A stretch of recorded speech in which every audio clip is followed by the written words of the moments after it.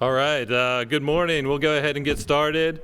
Thank you for coming to Juneau. Thank you for being indoors. It's blustery out there, and it's absolutely the best day ever to go and meet indoors in the Capitol with your legislators here on Advocacy Day. So thank you for being here. My name is Scott Chambor. I'm the chair of the Alaska Coalition on Housing and Homelessness. We have some welcomes and some introductions to do here to get everything started in the morning. And to kick it off, we have Alicia Hughes-Scandies from the City and Borough of Juneau Assembly to provide us with a few words to get us going here this morning. Thank you, Scott. Good morning. I'm Alicia Hughes-Scandies, and as you said, I'm a member of the Juneau Assembly. Mayor Beth Weldon asked me to stand in for her this morning. She wanted to be here, but she had a conflict in her schedule and she wasn't able to. So I'd like to welcome you all to the 2020 Alaska Statewide Housing Advocacy Day. And for those of you who are coming from out of town, thank you for coming to Juneau and welcome to town. This conference is bringing together agencies and advocates from all across Alaska to share knowledge and share your efforts to address affordable housing and homelessness. You'll also be able to share your area's specific needs with our legislators while you're here. You all do very important work. Housing is one of mankind's most basic needs, and everyone in this room is a partner in trying to make a stable, safe, living environment and permanent housing a part of every Alaskan's life. So I do want to say thank you for everything that you do every day. It is incredibly important work. This morning, you're scheduled to do some advocacy training, and then this afternoon, you'll visit the Capitol and you'll put that training right to work right away. Tell legislators about the housing needs in your community and beyond. Let them know what life is like on the ground as you work to house some of your community's most vulnerable residents. The legislators need to know what the impacts of their decisions will have on your community or on your programs. And they also need to hear your success stories, as well as your challenges. Recently, the City and Borough of Juneau has been highly focused on the issue of affordable housing and homelessness. In 2018, CBJ organized an Assembly task force on homelessness that resulted in setting up a cold weather shelter for the past 3 winters, supporting phase 2 of Housing First permanent supportive housing project to the tune of $1.8 million, that will increase the number of beds in Juneau from 32 to 64, and hiring a housing and homelessness coordinator, Jesse Perry. Last month, the Assembly made an investment into senior assisted living by selling land, providing a tax abatement, as well as a $2 million grant for 80 additional beds in the community to ensure that seniors continue to have housing opportunities in Juneau. And we're really excited about that. Even so, there is more housing investment that is needed to take care of our most vulnerable, to revitalize our downtown core, and to provide workforce housing opportunities for the next generation of Juneau residents. I see that you have a pretty full day today, but I will say that I hope you have time for a little fun in addition to all your conference activities. Downtown Juneau is home to some excellent restaurants, as well as a brewery, tasting room, and a distillery. So I have confidence that you'll be able to entertain yourself at the end of each day if that's your wish. Thank you truly again from the bottom of my heart for the work that you do and for coming to Juneau to continue that important work. And I wish you a productive day.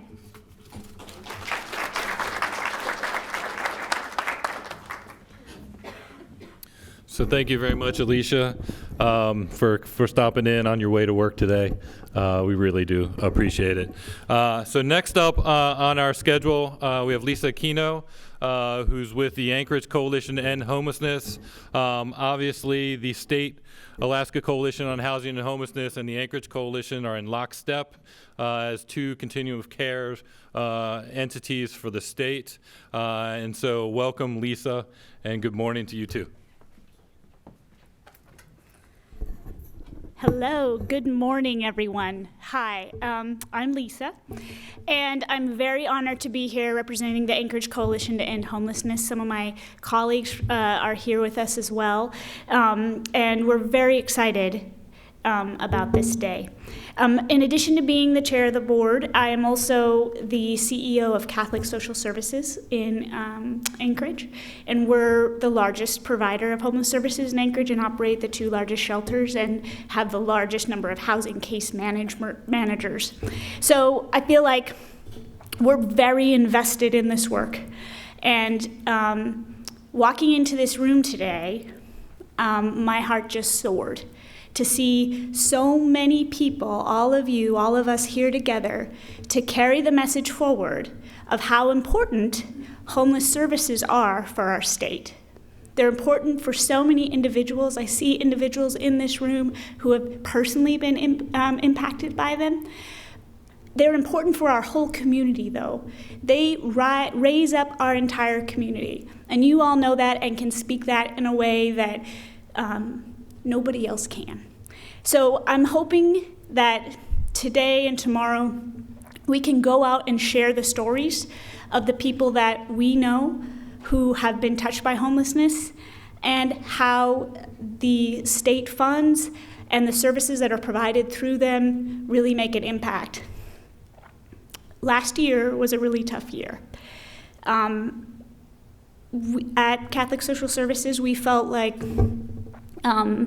we really needed to step out and to tell the story of what was going to happen if those cuts went through.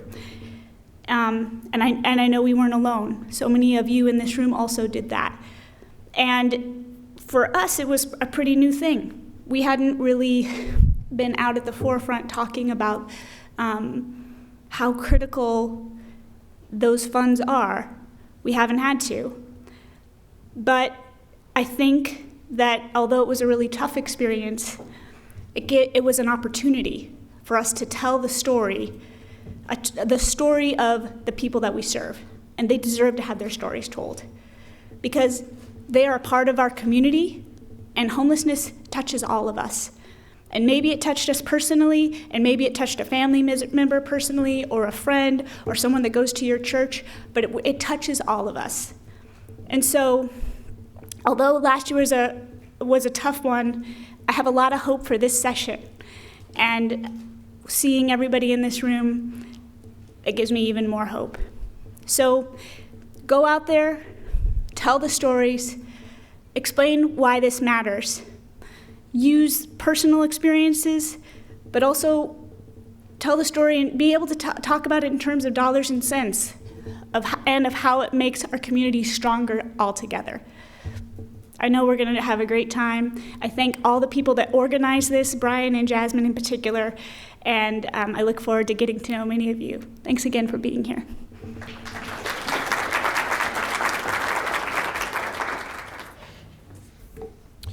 Great, thank you, Lisa. And again, I'm Scott Chambor, Alaska Coalition on Housing and Homelessness. I've been involved with the organization for about 10 years. So we've seen the steady progress that we've made in not only data collection, understanding the nature of homelessness in all of our communities in the state, but actually getting to this point today. We've always held a conference, which was more of a kind of a training session and a networking opportunity for us to trade stories, best practice, and put things together.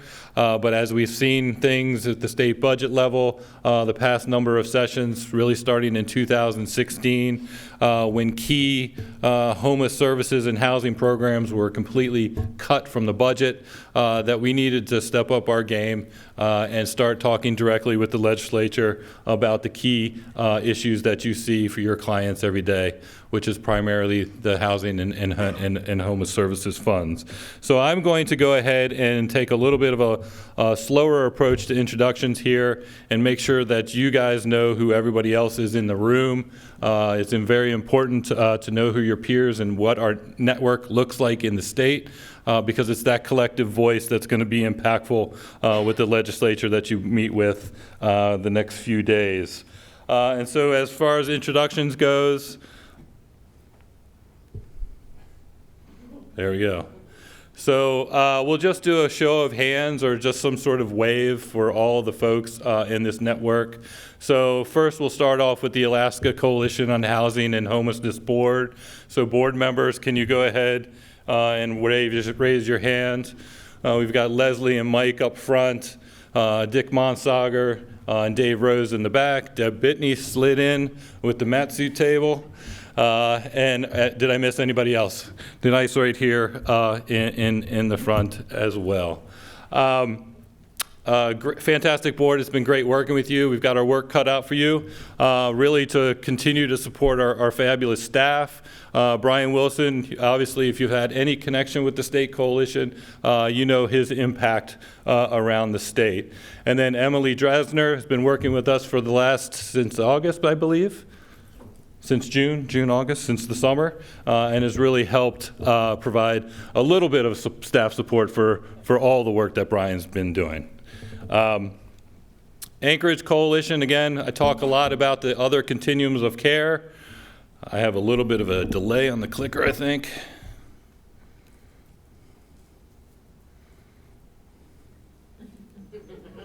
There we go. And so, and I think a little bit later when Brian and Jasmine talk about the state of the state, the Anchorage Coalition to End Homelessness, we'll talk a little bit about some restructuring and reorganization that they've been doing. But for the time being, any board of directors in the room for the Anchorage Coalition outside of Lisa? Anybody else? Okay. And then also Anchorage staff. So Jasmine, how many of your staffers have made it down here this week? Melissa, okay. We have Carlina, who's one of our board members, several members of our HRAC, folks who live in Advocacy, and we have a youth task force from Anchorage representatives, and anyone else I missed. Great. Here's the other part of the Anchorage Coalition. So if you are involved in the Homeless Response System Advisory Council, please wave your hand at this point as well. Okay, so those are the continuum of care structures in the state. The Institute for Community Alliances is the state HMIS lead. I cannot say more greater things about ICA and their staff, and they deserve as much recognition as possible for the work that they've done the last 3.5 years. So anybody with ICA who's in the room right now, please say hi.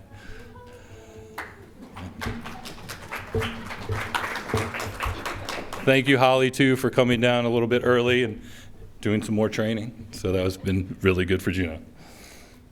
The AKHMIS Advisory Board, again, ICA has done a lot of the technical lead and the data reporting and really gotten to work individually with your organizations.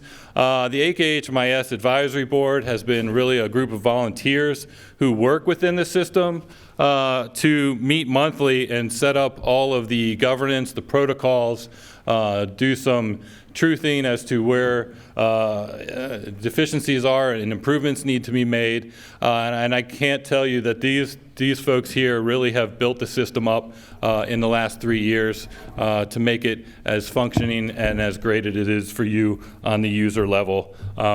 So anybody who participates in the advisory board, please raise your hand. And John Rozzi, special shout out to John because he's chaired that effort since the transition in 2016. Other recognition, we'd like to thank the Alaska Mental Health Trust Authority for supporting this event and providing the grant funding so that we can have Housing Advocacy Day.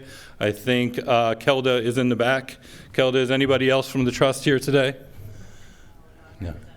Okay, thank you. And then obviously we can't do it without your help. Your donations and your registration fees have helped support the efforts to organize the next 2 days and to provide you with the information and materials that you can to have quality conversations with your representatives. Okay. One slide I didn't make, which is kind of a new entity, is again the Youth Homeless Board with the Balance of State Youth Demonstration Program. I saw Foot and Dejanay come in, so I just want to say hi and thank you for your efforts so far in the planning process. And are there any other youth advisory board members here?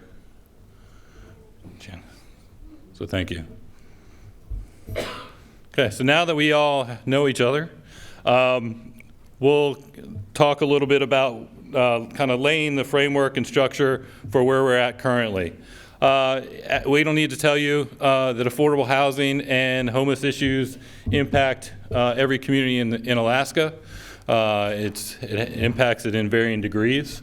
And each community varies in terms of resources and leadership and expertise to try and address those issues in the community. Overall speaking, just to do a little recap and review, for both continuum of care, it's been a really great year. Elisa noted the difficulties with the state budget, but realistically, that's only one component of what we're all working with on a day-to-day level. There's been a lot of individual successes with clients, there's been a lot of progress within both continuums of care, and there's been a lot of education and knowledge transfer that continues to go on throughout the state. So I want to highlight some of the key successes so that you also have that in your hip pocket for when you're discussing your scenarios with the legislature in the next couple days. And so first thing is kudos to anybody who's involved with attracting and pursuing federal dollars.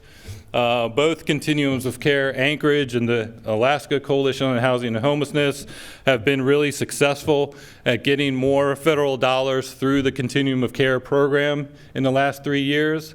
A lot of that credit is due to having better HMIS and data quality, but is also better organization amongst both those entities to try and score well. It's resulted in being more competitive with the other 432 COCs across the country, getting to a point where we're out-competing a good majority of them so that we're getting the extra dollars, and we've been awarded 2 extra domestic violence bonus projects in the state. So we're bringing more resources through this program. On the Alaska Coalition on Housing and Homelessness side, this was a very targeted strategy. In 2016, when the state budget crisis began and state housing dollars for homeless programs was starting to be cut, we recognized that the federal level was where our additional funding for services and programs was going to come. So we've put a lot of time and effort into bolstering our continuum of care applications each year, and it's been really successful. The other piece of federal dollars that have increased to the state, again through great efforts, both in Anchorage and the balance of state, is through the HUD Youth Homeless Demonstration Project. 3 years ago, Anchorage was able to receive these funds through Covenant House and is in year 3 actually getting projects completed and working with the youth. I heard one story about a year 3 intervention where a transitioning counselor could take HMIS code to the DMV, swipe the code, and get an ID for the youth in crisis. And that's kind of an intervention that we didn't even think of yet in the balance of state for in year 1. But I think it just shows to the great nature of what you can do with creative thinking and resources. Again, the Balance of State Award just came through this summer. It's $1.6 million. It was bolstered with funds from the Department of Administration and the Children's Housing Trust to play for Youth Advisory Board activities. And so that is, again, a big boost to the Balance of State COC, knowing that is the best place for us to get additional funds for homeless youth work. Also, during the planning process, the technical assistance folks and Brian have been really touted with the unique nature of working in the balance of state and being a balance of state continuum of care. We're the largest one in the country. Transportation is difficult. Opportunities to meet are few and far between. And so what you have is the largest homeless youth planning effort taking place across the state, with 7 regions actively participating and a lot of new partners that have not been in meetings together on the local level. So huge effort, and just another a feather in the cap for the agencies that have worked on both those federal programs. Another continued improvement, and I alluded to it as well, was the improvements in HMIS. For those of you who are new to the system or new to working in this area, back in 2012, there was an analysis done of the previous HMIS lead, and the analysis was that the state really needed to make a change because there was lots of gaps in terms of training, protocols, data availability, and the ability for balance of state communities to get their information once they put it back in. So a huge effort took place to lead up to the change, to put into place a contract with the Institute for Community Alliances. We backed up a lot of that analysis by doing a complete user survey where we had about 85% of users provide input backing up what the analysis had said. And so we have grown from 2015 when ICA took over from about 120 users to now 203 end users and 274 projects utilizing HMIS throughout the state, including the coordinated entry efforts, which is another layer of difficulty to administer, but is netting great results in, I believe, 5 of our communities who are doing coordinated entry as we speak. This is fantastic growth. The information's getting better as more people who provide services provide their data, and it goes along with the kind of the saying of good data in, good data out. So a lot of the materials that you see in your pamphlet, the stuff that you will be providing to the legislature, is based on those efforts, and kudos to everyone all around. Another highlight for this year of growth is that the AKHMIS Advisory Board is getting ready to wrap up their multi-year strategic plan. Ever since HMIS was put into place, there's been a number of activities to kind of analyze and guide how we're doing with the implementation. In 2018, ICF provided kind of oversight and of analysis, which basically said a multi-year strategic plan needs to be put into place, and that's currently in draft status.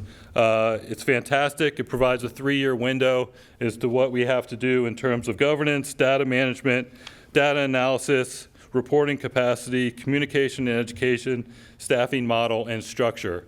And so when we made this huge shift in 2016, we knew it wasn't going to be easy, and now we're on an even more significant path of growth to provide great information and ultimately provide fair and equal access for clients with the limited resources in the state. So this is going to come out, and I encourage everybody who's either entering a program and data into the system or just curious about homelessness in your community to read this plan as it comes out to know where your organization and community fit. Again, another HMIS improvement and something that needs to be talked about a lot, and I'm going to focus a little bit on Bethel because this report came across my desk a couple weeks ago. In Bethel, who's from Bethel? So John? In Bethel, I guess you had a Project Homeless Connect in October. Well, the Project Homeless Connect report is now available for anybody to read, and it's fantastic. This is information that wasn't available on the community level, especially in rural communities, with this ease and with this accessibility as of 3 years ago. And so I've never been to Bethel, but by reading this report, I can tell you kind of some of the interventions and the funding and the necessity to address homelessness in Bethel.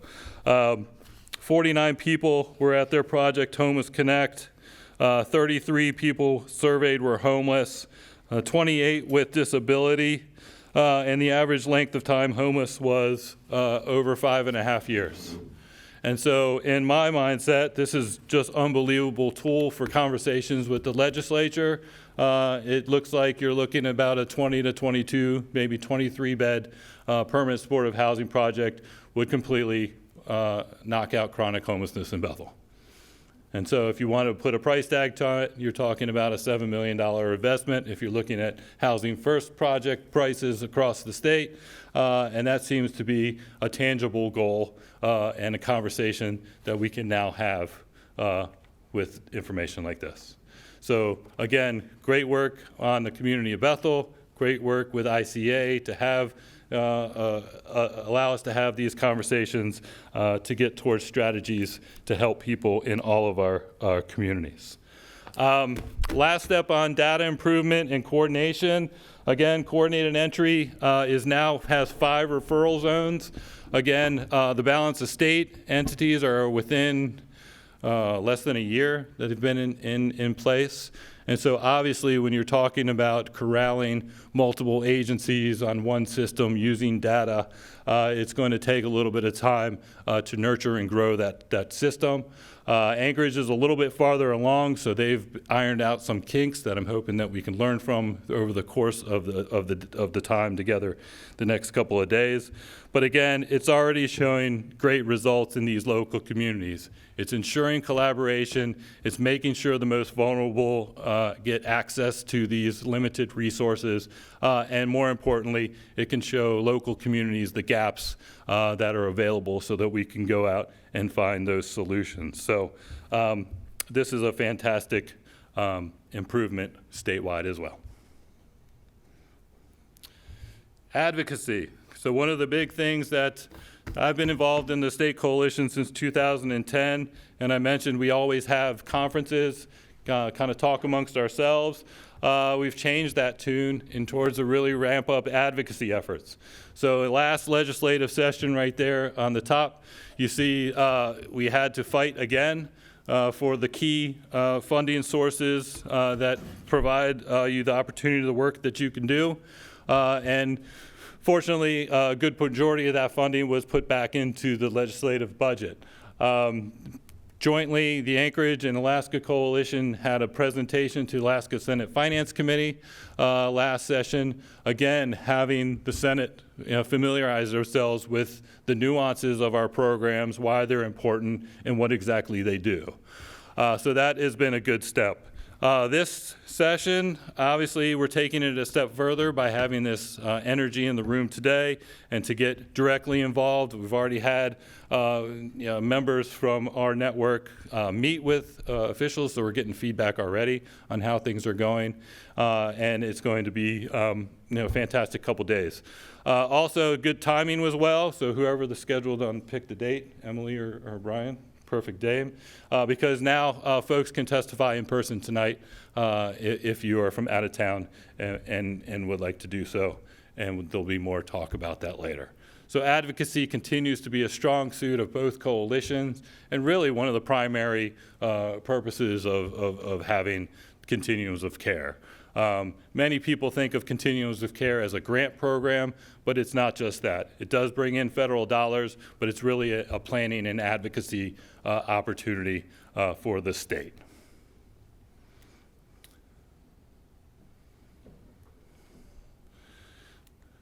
So any questions so far? And then I'll do a brief wrap up of the budget cycle and then where we are in terms of budget, and then we'll move on to the next session. Okay. All right. So where do we stand with the budget? So we wanted to make sure that going into your meetings that you have a bit of foundation of what has happened in the last legislative session and where we are now. On this table, this is the comparison of the FY19 budget and the FY20. And so you see the total of the 4 key programs that we look at for homeless housing and homeless services. And the reason we focus on these 4 has always been, if we don't focus on them, nobody will, because these are the funds that go directly into your programs and help the people who are most vulnerable. There is a whole slew and list of other housing programs or services that are important, but these are the ones that if we don't talk about them, they'll be up for being cut or being removed like they have been in 2016 and cut last year. So the FY19 budget had $7.8 million for the homeless assistance program, a pretty standard 1.7 for a special needs housing grant, which goes into the supported housing programs in the state, and then the human service community matching grant and the community initiative matching grant program run through DHSS that go really towards operations towards shelters and some transitional living options. So all total, the budget had about $11 million. At the end of the day, homeless assistance program budget was cut almost in half to 4.5.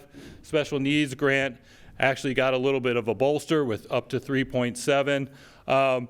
But at the end of the day, once the budget was released, some of those numbers got mixed around and more money went into the HAP program, and the special needs housing grant went back to the 1.7 that it's been at for a number of years. Okay, any questions on that before I go? Okay, so in reality, if you look at the bottom line in the total, 10.4 million, you're talking about maybe $1 million loss overall. And so, you know, a lot of reaction was like, phew, I'm glad it wasn't worse, or, you know, thank God, you know, I can probably manage this, right? Well, those cuts actually do have like unbelievable impacts. And so this table shows you what dollar amounts were removed from the budget for these individual programs in Anchorage. And so as Lisa talked about having a tough year, well, this is one of the primary reasons Catholic Social Services had a rough year, is $165,000 of their core funding was taken out of the homeless assistance program. And so that is legitimate dollars, that's legitimate bed nights, that's legitimate services. And I know that our contract for the cold weather shelter in Juneau is $125,000 a year. So that would have meant, you know, that program got cut, which is about 40 beds for 6 months out of the year. So those are true cuts.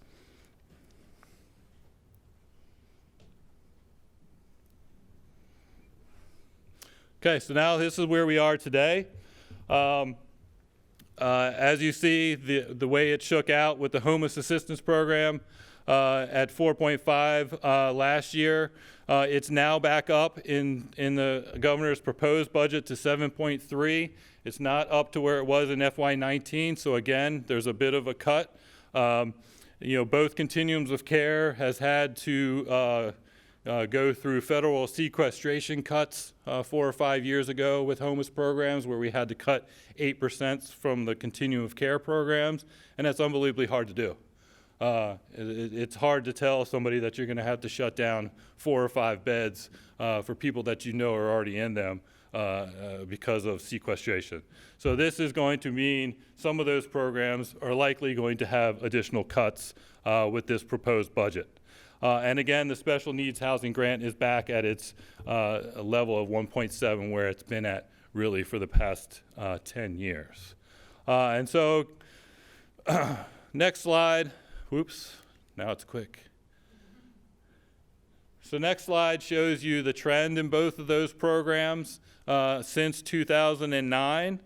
And so again, 9 million total for both of the programs, 7.3 in HAP, 1.7 in SNUG. If you look at the bottom line in 2009, it's less than the 2009 levels. And so in the red box, you can see that countering, taking into consideration inflation, this is actually a 27% reduction in the amount of funding available for our programs in the state. So even staying flat really is a cut. And so when Jasmine and Brian talked about legislative priorities, this is going to be an important fact for you to consider as well, that we are flat funded since 2009.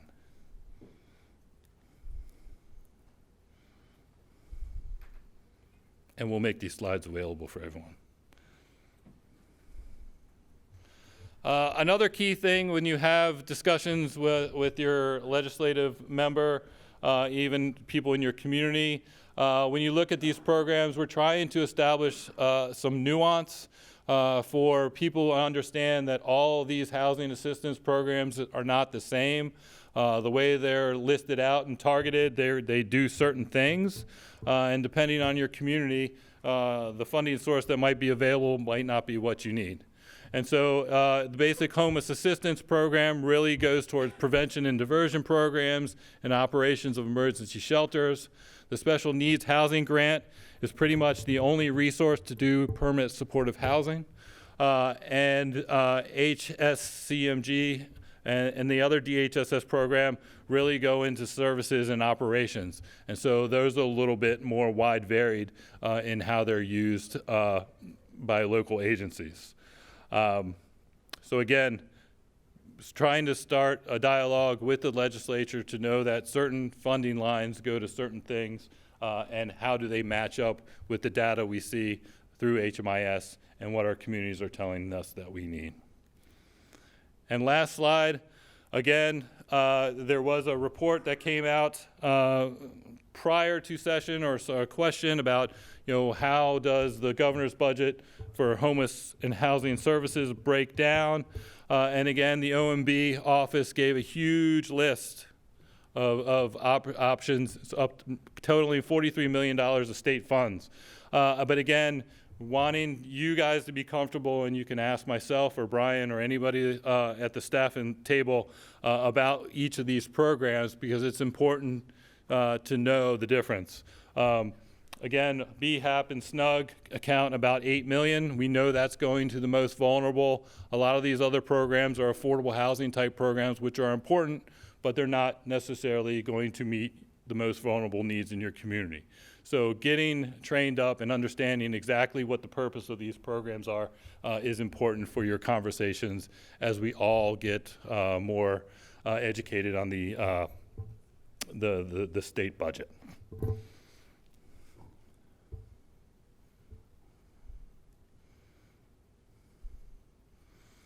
And with that, that's a little bit of a kind of a set everybody up as to where we are and what our purpose are. These advocacy days are huge to advocate for your individual program, to advocate for your clients, to advocate for your community, and realistically, to advocate for Bethel. They have a supported housing need. We know it works. Let's get some more additional funding into the programs that are going to help them get those folks off the street, and likewise in each of your communities. And so at that, I'll go ahead and wrap it up. These days are fantastic. Please learn from each other, and it's just so awesome to see everybody getting in the building and having one-on-one conversations with their legislature. Good luck to everyone.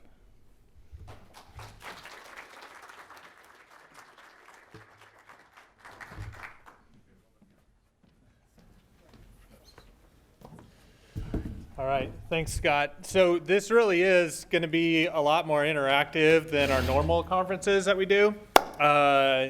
We really wanted this first half of this first day to be setting you up, getting you ready to go do those legislative visits, to have the information that you need. And so before Scott does go away, I really want to say this is a good time to ask questions about the budget if you have it. It's something that Scott said you need clarified or whatnot. I'm just going to pause for a second and see if anyone has any questions for Scott. Anyone? Okay, we got a question. See? On that last slide where there was all those DHHS grants, there was like emergency use services. Who gets those? Are those kind of those are people already? Can you collect them annually? Miko, do you want to pull up the last slide of the last one? Let me see which one you're exactly talking about. So like the second from the bottom, emergency shelter services for youth, like we've never heard of that. Yeah. Just wondering what the process is for this kind of grant. Yeah, and so I'm not familiar with that program either. So again, getting more familiar with what that is and making sure you have the information to ask. Does anyone here get Anybody get the Emergency Shelter Services for Youth grant through DHSS? No. I can't even remember seeing it advertised, to be honest with you.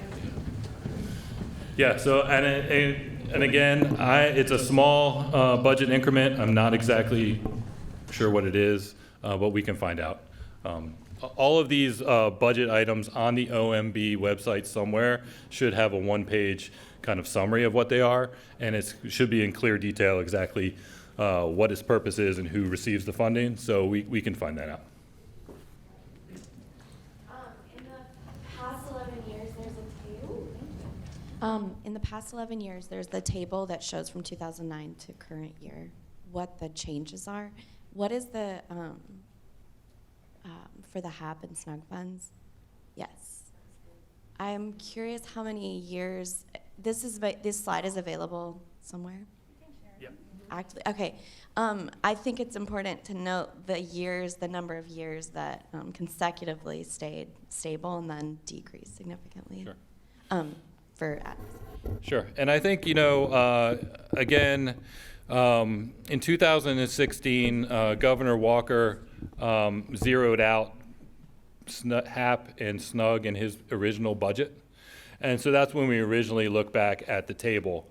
And so we wanted to do analysis to show really how much money we did receive in order to get it back.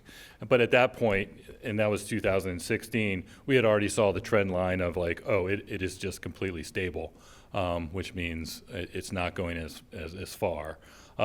We've also been heard through various dialogues in the past that agencies are just going to have to do more with less, and so now this kind of says that, well, we already are. We already are. Yes. And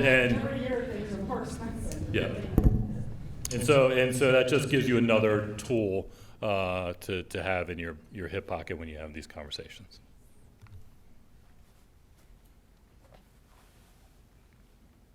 I know there's got to be another question out there. Comment. A couple of them. All right. It's not adjusted for inflation. And I know that the inflation rate over that period of time that we've had to deal with is pretty substantial, something like might be 15 to 20%. So if you're looking at 1,750,000, 27%? Yeah. Okay. So you are, I mean, if you're adjusting, it should be another column that states what it is on an annual basis. Yeah, what the buying power is. Yeah, because I use that when I go out and advocate on the federal and state level, is to show that it's going down. Costs us a lot more every year to provide the same services, and so it would be nice to have both something that we can see and then the adjustment actually there. And I'm getting older. Eyesight's still 20/20, but that's still hard to see. No, that's a great idea. And if you look on your leave behind packets that are in the folders, that statistic is really predominantly displayed on the community breakouts. And when you're talking to your legislators, remind them, that number comes from the Alaska Department of Labor's inflation calculator. So this is a state, produced number on it. So. But excellent point. I think a cool graph is maybe in order for that in the future. Carla. I just wanted to go back to the Emergency Shelter Services for Youth. It's actually a sole source contract with Covenant House with Office of Children's Services. Thank you for the clarification. Yeah. We don't call it that, so I had to look it up. Right. Okay, looks like John Rossi in the back.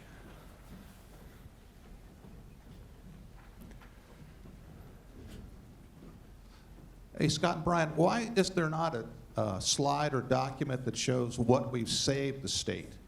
You were just talking about it, and all I see are budget numbers, but what about the money that we've saved through the years? Because that's going to make an impact on this particular legislature. So do you have something like that, just not up, or what? Yeah, so that's a really good point. And it looks different depending on what type of program type you have. You will notice that in one of the legislative priorities, I think it's the third one, right? There's a breakout of the costs of what it is for a bed night for supportive housing versus API versus and corrections on there. And it's a significant difference. I think it's like $51 for supportive housing and over $1,000 for an API stay. And so that's definitely, when we're talking about a state that's in a financial budget crunch and we're trying to save dollars, sometimes spending dollars saves it in the long run. And so I think that's something important to point out in your visits. What is API? The Alaska Psychiatric Institute, yeah. Very, very fancy hotel in Anchorage. Yeah. Dave. Dave Rose, I think it's really important what you just said is to recognize we are in a budget crunch. And what's important for us is to say why our budget item is so important.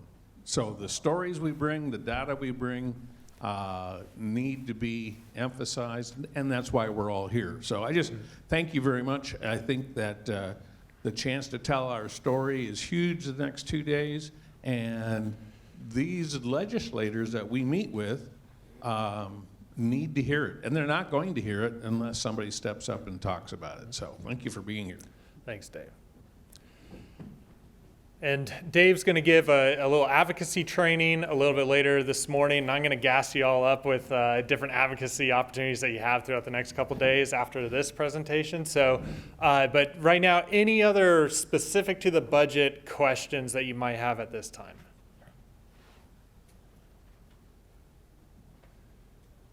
Okay. All right, cool. So I guess we'll move on to the next item. We're one budget item or one agenda item in, we're 20 minutes behind already. So good start for the conference. That's all right. Actually, you'll kind of notice, I mentioned earlier that this is going to be a little different this year. Usually we do multiple tracks in our conferences.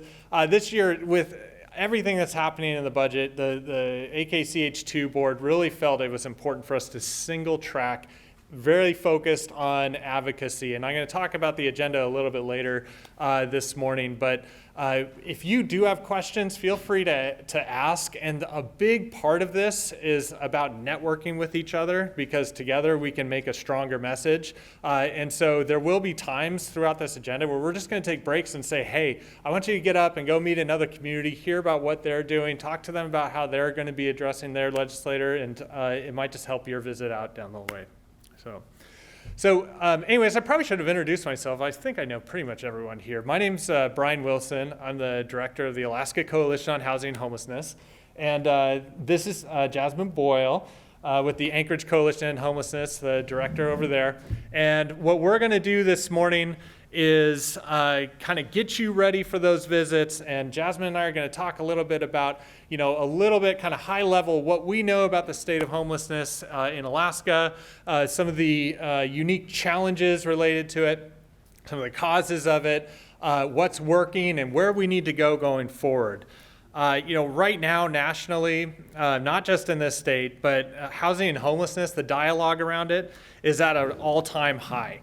I don't know if you follow, politics at the national level, but we're starting to see, candidates talk about housing, adopting policy priorities at rates that we never have before, regardless of your political leanings, whether you live in an urban or a rural area, or whether you're a long-term renter, a long-time home buyer, or a first-time home buyer. The climate is getting more and more challenging around housing.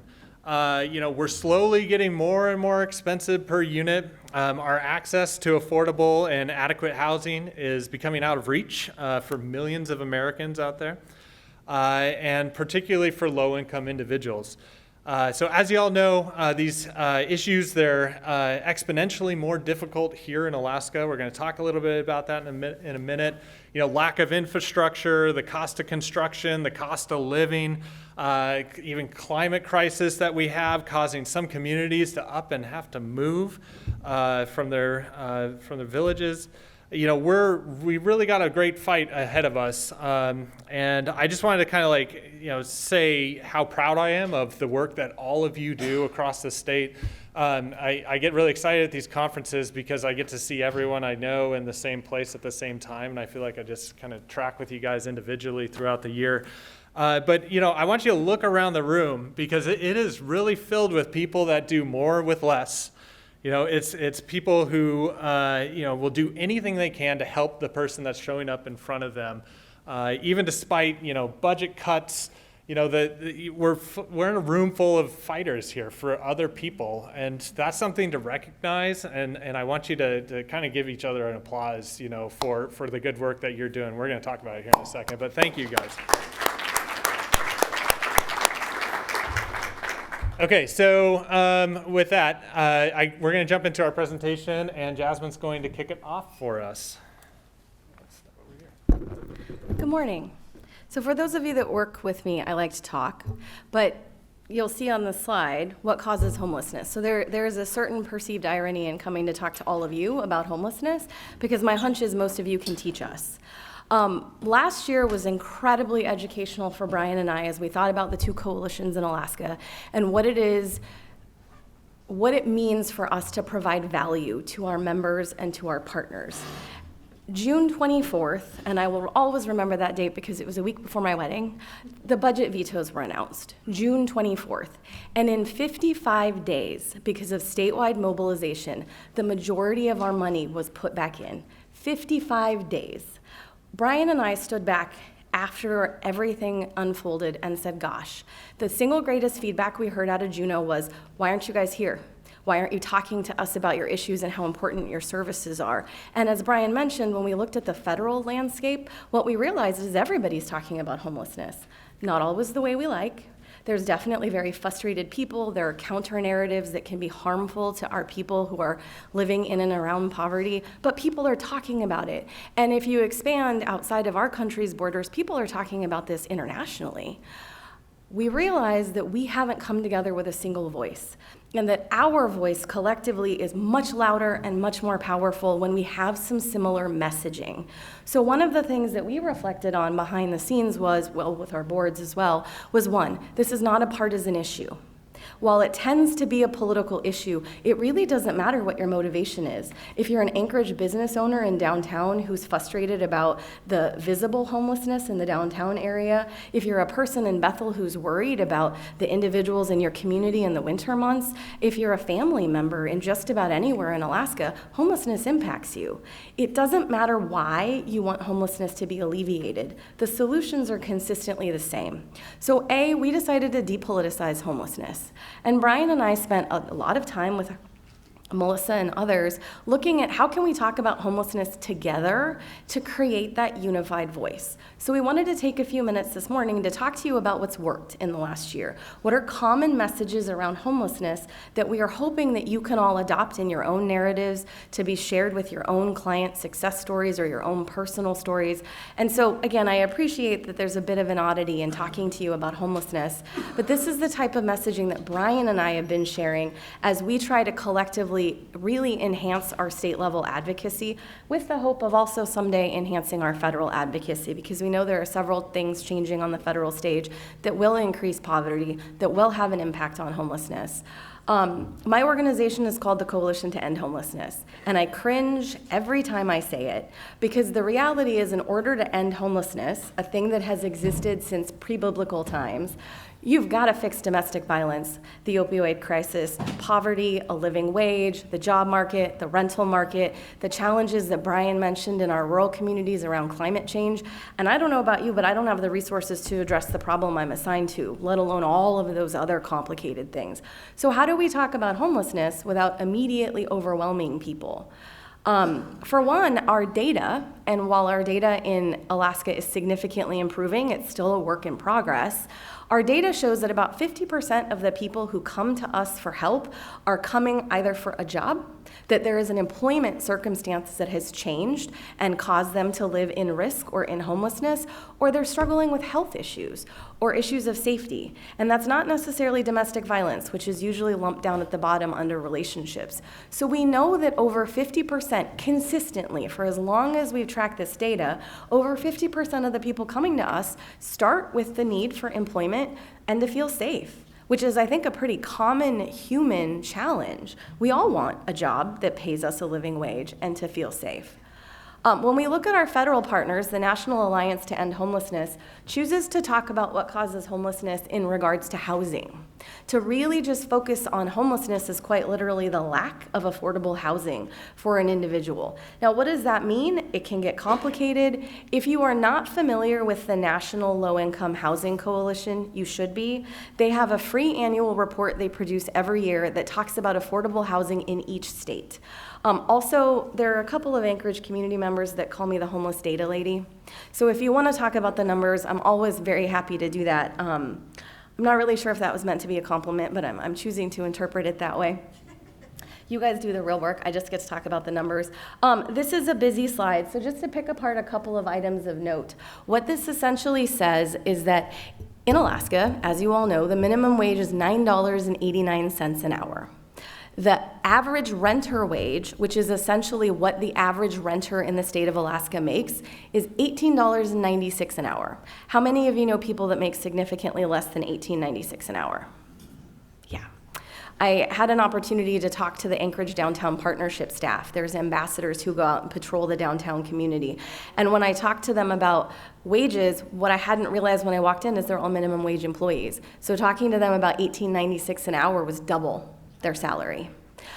Something that I learned a great deal from in terms of humility. So what we've also know is that to afford a 2-bedroom apartment in Alaska, on average, you need $24.84 an hour. So when people say to me, why are there so many people struggling with housing? It is quite literally the cost of housing in our community. And that's an average, and many of you know more deeply than I that a significant challenge is that a lot of these numbers are urban-based. And the moment you leave Juneau, Fairbanks, or Anchorage, it's a vastly different thing. So what you can see here on the bottom is in the Aleutians, in Nome, Bethel, Denali Borough, in Juneau, you need more than $28 an hour to afford an apartment. So the first and foremost thing we like to tell folks is homelessness is about affordable housing. And that is not intended to be a political comment. That is intended to be an economic comment. It is the dollars. The math is the math is the math. Their reports are quite sophisticated, and you can drill into all sorts of things, how many hours people are working on average, what industry looks like. But we find that exploiting a couple of these graphics and cut and pasting them, which we all have permission to do, in our conversations with our partners in the business community and the political community is very powerful, because you cannot argue with the math of how much you make and how much it costs to live. And this doesn't factor in medical expenses, this doesn't factor in externalities like raising children or having any other type of student loan debt, other things. Something else, if you are in or around an urban community, Alaska Common Ground did a series called The Housing Continuum last year. It was very Anchorage focused, unfortunately, but they had landlords, property developers, real estate agents, and a couple of us in the room come and talk about affordable housing in Anchorage. That's available free online. And I found it really beneficial because there was so much information from the housing side and why developers can't develop affordable housing in Alaska. So I think if you really want to go upstream, that's just a fantastic resource that's available to you guys. So what else causes homelessness? You all know this. Mental, behavioral, and physical health. We are having a psychiatric crisis in our state. I think API, the Psychiatric Institute, is now up to about 40 beds for the entire state of Alaska. What we know is that if you are a person experiencing psychiatric crisis anywhere in Alaska, you all know this, you will end up in Anchorage, hopefully, and you will end up at API. API continues to discharge people directly into our shelters. Our youth shelter is represented in the room. Our adult low barrier shelter is represented in the room. They have stories about individuals being discharged in a taxi cab to their facilities. So when we talk about alternatives to homeless services, the alternatives are API and corrections, both of which are not only significantly more expensive, actually the third would be emergency rooms, but also as a member of our community, I'd like to know that if I had a family member who was in desperate need of an emergency room or psychiatric services, they're not waiting in line behind somebody who is there because they need a warm, safe place to stay, or because they've been living outside for so long that their mental health crisis has spiraled into a place where they can no longer care for themselves. We already talked a bit about public health and safety challenges, statewide economics, the reentry challenges that we experience as a state. These are nationwide problems, but again, as you all know, I'm preaching to the choir here, they are incredibly exacerbated by some of the unique geographical and financial challenges of our state. So we really have to draw home for our partners, particularly our elected officials, that we are the recipients of a lot of other societal problems. Again, not intended to be a political statement, but we in this room cannot fix the public health and safety crisis in some of our communities, except through our vote and our advocacy, and it gets really complicated. We need to help educate people that we're not working on these things in a vacuum. I had the opportunity to go talk to some homeless service providers in Texas last year, and their mayoral liaison said this incredibly powerful thing to us. He said, "We don't blame hospitals for sick people. So why do we blame homeless service providers for all of this?" We really need to change the narrative, and it is up to us to change the narrative. And as I began, we have been invited to change the narrative. That's why we're here this week. I think the other thing of note, and this is a little Anchorage specific just because this is where I was able to get the data, who are the people most at risk to not be able to access what the feds call ELI, extremely low income housing? So first and foremost, it's people who are already living on the fringes of poverty with their economic challenges. My favorite example of this was the 2018 Anchorage earthquake, where we saw a number of people who lived in our mobile home parks who lost their homes because of the earthquake. And of course, with insurance, earthquake insurance being at such a premium, the reality is if you're living in a mobile home, you probably I don't have earthquake insurance, and I have a job that allows me to have a little bit of benefit. It's very expensive and cost prohibitive. A lot of those mobile homes can no longer be salvaged, and so we have lost part of our affordable housing stock. That is through no one's fault. Nobody could have anticipated that. The other thing that we need to keep a close eye on, and the Alaska Housing Finance Corporation talks about it all the time, we have the single fastest aging population in the country and have since 2008. So what do we know about our elders? They are generally on a fixed income. We also know that there is a 2 to 3 year wait list between the Valley and Anchorage on ADA compliant housing. So if you are an elder or someone who is formerly disabled, we already know we don't have housing that is going to allow you to access the sink from your wheelchair or take an elevator up to a second floor apartment. We already know that's a challenge. So when we add the fact that the Valley, the Mat-Su Valley and Anchorage have half the state population of people over the age of 60, and that federal and state economists are projecting that that number is going to continue to rise until at least 2035, meaning that the population in the state of Alaska will continue to be drastically increasing the age. The elders will continue to drastically increase in population size until 2035. If we already have an affordable housing crisis and we know that our seniors would like to age in place, we don't know where we're going to put them. And when we think about the challenges with pioneer homes and the rate changes, we are further complicating a problem. We should be talking about that because the ugly reality of our work is some of our consumers and clients can be polarizing. Elders are not polarizing. We all want our aged to age in place with us, to be privy to our children's lives as they grow up. So we need to be talking about this.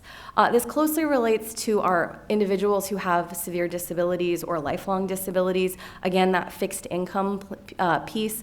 In Anchorage and the Valley, we have a lot of landlords that do something called a rent-to-income ratio, meaning that you can only access their apartment if your wages or your earnings are a certain percentage percentage of your rent. The challenge, what I've heard from advocates, particularly through Access Alaska, is that there are individuals that have phenomenal credit. They have always been able to manage their money, but landlords will not allow them in because they're on a fixed income and that dollar amount is just not high enough. So part of what we can do with advocacy is not even ask the state for more money. Part of what we can do with advocacy is, as a group, try to figure out what we can do with landlords to have these discussions and to mitigate this. The woman I happened to meet from Access Alaska was in her 60s and had never had a credit issue in her life. She had a clean credit report, which she proudly showed me. And she said, yeah, I'm on a fixed income, but I have been for 20 years. I have always paid my bills, but no one will give me an apartment because on paper, it doesn't match. We have to be talking about those things. And then, of course, for those of us that live near reentry populations, people coming out of corrections nationally are 10 times more likely to end up on the street. And we know what happens to people on the street. So the other thing we really need to be thinking about, in addition to elders and people with disabilities, is our reentry population. Because for the safety of all, we want our reentry population to be successful in their reentry. A lot of this information I did cite at the bottom, but Brian and I are always happy to talk to you guys about this. So then we talk about the point in time count. I'm always intrigued that this is our data point, but this is the data point that we have. And so if you look, this is statewide. Again, something I think is really important when people hear the PIT count, especially our political partners and our business partners, they assume that those numbers are how many people they're seeing outside, right? Because to the vast majority of people who don't understand our work, homelessness is the person who looks inebriated standing outside of their business or outside in the parking lot asking them for money. And what we have to do is show people the many faces of homelessness. So what I love to tell people is, this is the state. So statewide, 1,903 people were experiencing homelessness during the day of the point in time count, but 1,600 of them were being served by the system. We have to talk about that. The youth, the families, the veterans, the elders, who we are helping. In Anchorage, I like to talk about this, that our point in time count looks somewhat similar just because of population density. We had 1,111 people experiencing homelessness in Anchorage on the night of the point in time count last year. Over 1,000 of them were in our services. In fact, if I look at the entirety of the year in Anchorage, we serve about 8,000 youth, families, veterans, elders in our services. And they move on to sustainability. They don't re-enter the system. We should be talking about that the face you see in Anchorage is not what homelessness looks like in our rural communities, and is definitely not even what homelessness looks like across all of Anchorage. So Brian's gonna talk a little bit about the good news. Again, I'm telling you all your own stories and numbers. Does anybody have any questions or comments, anything to add? Yes. I've got a couple, maybe. Should we be proud of that rank of 11 on your low income data? No. Tell us why. This is sort of Brian's area of expertise. Okay. He's teaching me things. Brian, you can sit down. I've got one more question for Jasmine. Yeah. So, I don't know if it's like golf or not, but 11 means we're the 11th most expensive state to live in by these metrics. And this data is actually sourced by HUD, looking at the fair market rent for each community.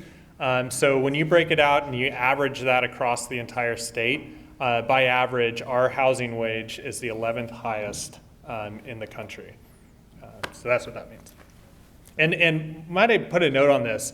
The bottom bullet point here, this data is available by community. If you go to that website that's there, it's super easy to navigate. You can pull up a whole profile for Bethel or for Nome or for your census area, and it is just an amazing resource that's put together every single year. It'll be updated here, I think, in the next month or two. They have their policy forum next month in DC as well, and our organization serves as the state partner for the National Low Income Housing Coalition. So any additional information that you need about this, let me know, and I'll make sure to connect you. Thank you, Brian. Mm-hmm. Is this on? Jasmine, that video that you were talking about, that presentation that you did, is that me? You did in Anchorage. How can you access that? Where is it at?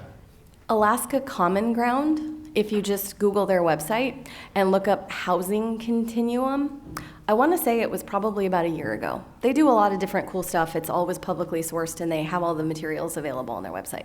Okay, thank you. Then Yep. one last thing. Transportation is a huge issue, and that wasn't Right. mentioned at all. Thank you. We'll add that. And I heard some feedback from Patrick. We just heard some feedback. This is our first year doing this. So please do stop Brian, Melissa. Let us know what we should be doing better next year, what we can do to improve this. The goal is, again, to give you guys a backdrop to tell your own organizational and client stories. Help us do that better. This is sort of our inaugural experimental year. I saw somebody else with a hand up. Yeah. Could you go to the point in time? Yes. Statewide? Yeah. I can figure out how to work the technology. The one with the, Maybe I can go there. there you go. Okay, so if I were just reading the safety net, out of the 1,100 people experiencing homelessness, 1,000 were sheltered. That sounds like we are doing, and Anchorage in this case, is doing an amazing job. So I would think that someone would say, so what's the big deal? But what we see, of course, in Fairbanks, is that on the night of January 28th, it was 30 below, 38 below. Yeah. There was nobody to count. Right. They're there, they're just not countable. So, and I'm sure that a lot of your communities, you have your own scenario of why maybe you're not getting the full number, the full picture. We know specifically that there's homeless youth on the street. And we were fortunate actually to count a young person who came to the door several days later.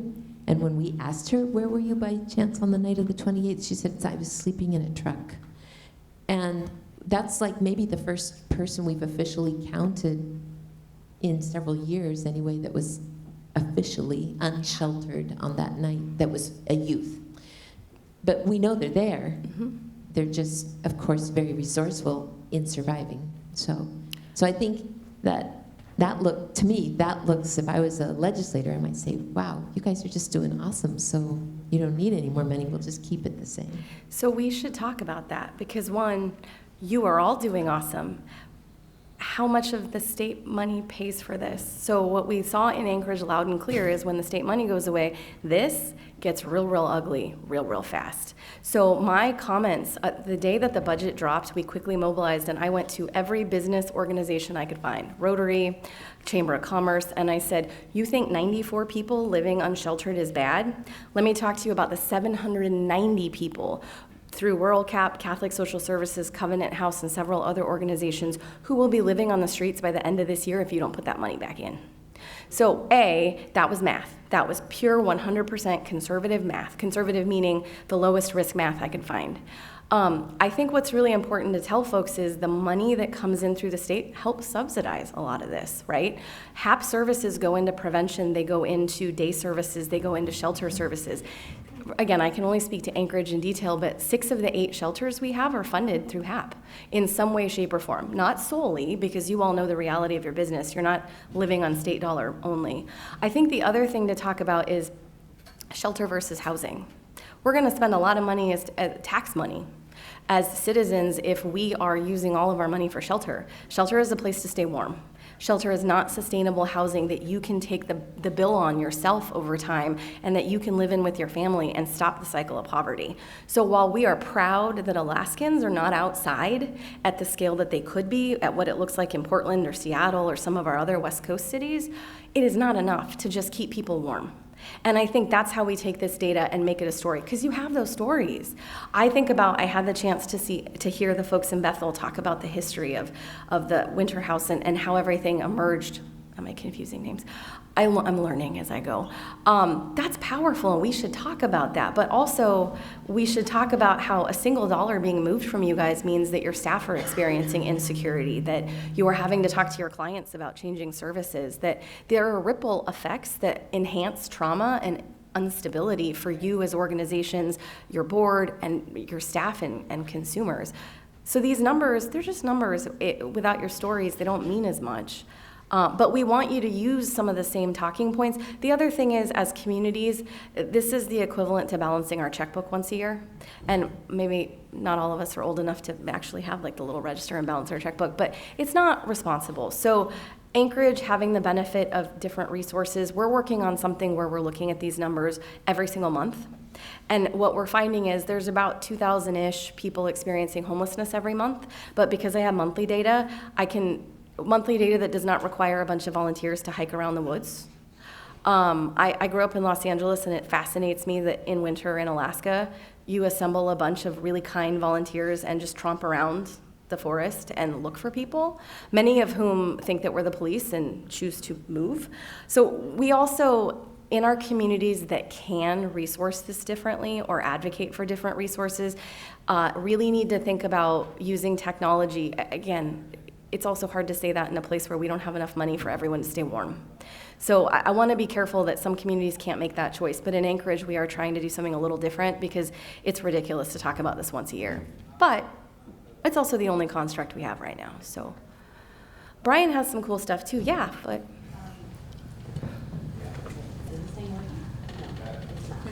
Okay, I know that as someone who was a data point, I never gave accurate data, and neither did any of my friends. Yeah. And so I'm wondering how I can more better advocate and just say, like, because I think that it's great that we have some data, and I know that the point is you have to have something to present to the federal level. And so I'm trying to be excited about data, but I'm also like, I don't believe any of it. I just hold very little credit to it, and I know most of us understand. And I guess as someone who has been in this situation, I'd like to know what I can add. Like, I just don't know how we can actually share the truth with the, if anybody has any ideas on, how to present that to the legislators, just that the data we have is A, lacking, and B, maybe inaccurate to an extent. So how do I advocate for the truths that I know from my personal experience and the people around me? Oh, she's got to answer. Got some audience participation. Hi, I'm Lisa from Catholic Social Services, and what I would say is it's always an underestimate. What you're talking about just illustrates the fact that we definitely aren't counting everyone, right? So with the number that so what we say is we have this number, and this number's devastating, and I can tell you based on my personal experience with collecting data or providing data that it's not everyone. I know we're not counting everyone, so the actual number is even worse. It's an even bigger problem than we are counting. And emphasize that. That's what I would say. Also, for those of you with lived experience, or those of you who work with our folks with lived experience, to come to the table. Again, I can only speak about Anchorage, but we are working right now with any advocates and consumers of services who are choosing to participate to ask that question. Because I go home at night. So it's really easy for me to make up ideas on how to count someone who can't go home at night. What we actually need to be doing is moving people with lived experience, particularly those with recent lived experience, to the center of those conversations, to ask them, how could this have been helpful? There's some really cool work being done to say data is exploitive if we don't include the people that we're talking about in the conversation. So again, I'm the data lady. Happy to talk to you guys about that offline. Brian has actual content I know he wants to And cover. I just want to say one other thing, because I think this is a really important point about these shelter numbers and the money spent on shelter. Because I think something that I'm going to stand over here, something that we're going to hear is, well, donors and the community and churches should be doing more. And we're going to hear that. I say that to me, and what I say is, donors are already doing a tremendous amount. They do most of this. The Brother Francis Shelter is 80% funded by donors.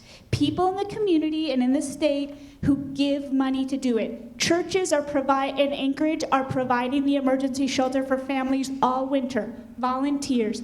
So churches and donors and businesses and organizations, they're at the table and doing it. The piece that's offered by the state is really, in the scheme of things, a pretty small percentage, but it's a patchwork of funding. And when one piece of that patchwork is pulled out, the whole thing falls apart. And so I think that's really important to talk about and understand, because the criticism that is often out there is the community needs to do more. And I just can't say enough about, I mean, you're all here, you know it. You are doing a lot. Our supporters, they are already doing so much. Thanks, Lisa. I thought I'd have to compete for the mic up here with somebody. Usually I'm the blabbermouth now. But yeah, no, so Foot, I was going to say too, a great way to get involved is maybe like start the Youth Alaska Action Board for the balance of state. But you are. Kind of a plug for the panel tomorrow, our youth panel. We have a bunch of youth from around the state with lived experience, and they're going to spend some time sharing their stories and having a discussion with y'all. So make sure you don't miss that one. So, oh gosh, you're right, that is hard. Okay. Oh, geez, come on. Okay. Oh, did we have, we had one more question. Okay. Comment and a question. Jasmine, when you were talking about the people on the street and the fact that folk are sheltered, in some way we need to make the connection with the stories. I don't have enough time when I encounter one, and usually they're focused on getting money, but there are stories there about why they're on the street. The second is that as we go and talk to our congressional delegation and our legislative delegations, we hear what are the solutions. And what we're talking about here is the tip of it, the symptoms, but going back and figuring out how you set teens on a direction that means they're not going to be homeless. It goes back to programs. We operate a lot of Head Start, so we analyze where kids go. When we looked at data here in Juneau, a lot of the solutions didn't seem to be working. When I look at the data and the state is claiming, gosh, we've got all of these people who are graduating now compared to what it was years ago, and then you hear about the standards being reduced. I understand that the data question that was being asked, she doesn't trust it. I see the data, and when I look at what our legislators are asking us, we don't want the outputs anymore, we want the outcomes, and we're not getting good data about that. How do we drive down to the root cause analyses that allow us to solve problems before they happen? That's the question they want to hear, or the answer they want to hear. Brian's actually going to talk about this. I do just want to say one thing. We did a bit of a thought experiment and have really tried to involve the business and political community in Anchorage. And I took my numbers, thinking as a recovering corporate person, people want to see the numbers. We went to our faith community and our elders and people who are more sympathetic to our work, and we brought them stories. And what we found ubiquitously is that people wanted the opposite. And that every audience we spoke to, of which there have been hundreds in the last year and a half, people wanted the head and the heart. So I cannot overemphasize what Patrick just shared, that these numbers are very dry, and I am very grateful that you were all patient enough to let me talk about them for this long. But without the actual stories of the people that you're working with, particularly the success stories, right? This is not intended to be a sad, sad thing that makes people feel awful, because we work with human beings that have incredible dignity and power and progression. We need to tell those things. We need to tell about the person that came and got help and moved on and achieved something important in life. But those are your stories, right? Brian and I have the luxury of sitting in an office looking at this stuff. We just want to give you this stuff so that you can pepper it in with the actual heart of the work. I would not meet anyone today without a story. And think about, obviously, privacy and respecting the needs of your consumers, but that's what moves people's hearts. And our work is about moving people's hearts. A little bit of their minds with the data, but Brian really wants to talk, so. I'm also the schedule keeper here, all right? All right. So one thing about that, we're talking about point in time count. Do you have any guesses how many communities we do point in time count in Alaska? Any guesses? How many? 6? Any other guesses? 5. 15. 15 communities in Alaska we do point in time count in. How many communities do we have in Alaska? 247 that I know of. So yeah, when we're talking about these numbers are big, but there is so much more need out there. Why are we only in 15 different communities? It's because if you look at it, we don't have soup to nuts homeless response systems in every community. And who's doing this work? It's typically agencies that are, gathering volunteers around. And so a big push that we've had over the last several years is to try to get coordination among different communities out there. Just find somebody with a heartbeat that's willing to for some reason decide to organize the count in Project Homeless Connect in their communities. For the people that do that, you guys are doing a lot with very little. So we are trying to build that up, but also a reason why point in time count sometimes gives me a little bit of heartburn or a lot of heartburn is that homelessness takes a lot of different forms depending on the community that you're in. A lot of the folks here were from hubs, urban or rural hubs throughout the state. So there's probably a shelter in your community. Maybe there's some supports around there. But in many communities, they don't have that. And in many communities, homelessness starts to look like this. This is a map here that shows the percentage of homes that are considered overcrowded by HUD definitions by census area. This is from 2018 from the AHFC housing report. The more red you are on this map, the more overcrowding that you see. So you see where we're at in Southeast Alaska, kind of green, not as many overcrowding issues, but the further you go out west, the more rural you get. Those numbers get up pretty high. In fact, in the Callista census or area, they're seeing 53% of their homes are considered overcrowded or severely overcrowded by HUD's definition.